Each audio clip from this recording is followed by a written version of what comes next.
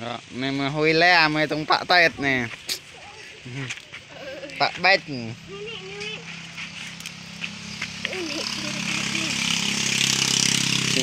Mai mừng gần blơi mà. Mai mừng.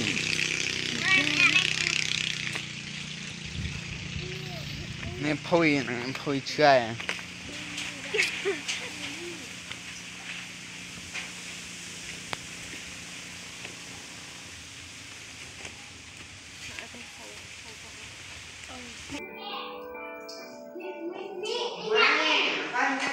Đó. Mày bạ tết nè. Đó. Bây giờ bạ bạch.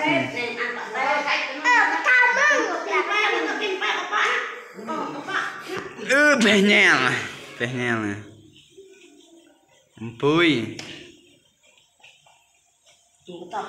Nè le. Đâu. Đây.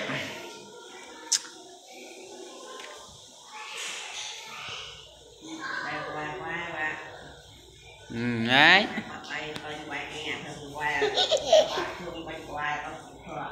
Này, bạn em. Nè em, nhà hay cái này nè.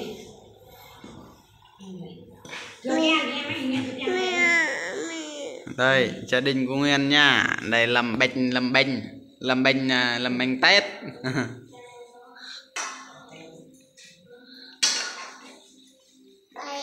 Đây nha.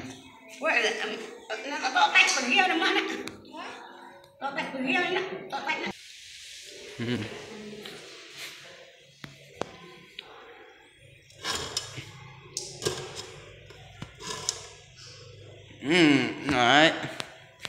Nào. Bánh Tết, thịt heo nhá. Thịt heo nha. Thịt heo à. Này ngon luôn. Nè. Nó Tết, như này là làm Tết, làm bánh Tết. Ăn vui vẻ nha nè em.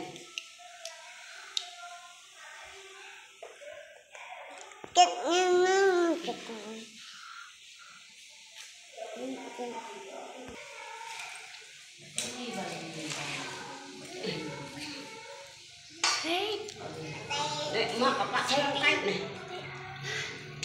Bạn còn được. Này. Tết, bạn. Đấy, các bạn đây mà.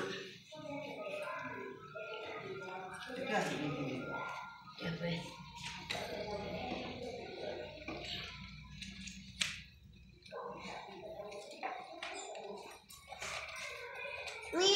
Làm đẹp luôn nha.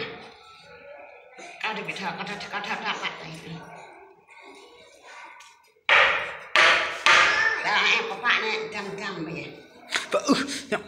Đã 200. Bạn này.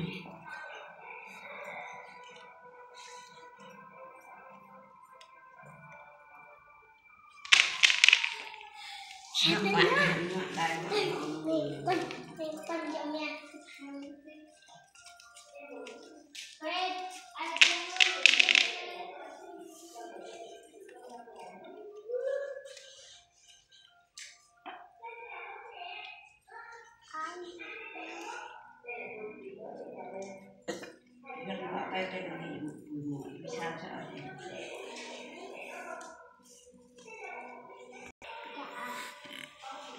Đây, đã xong đấy nhá.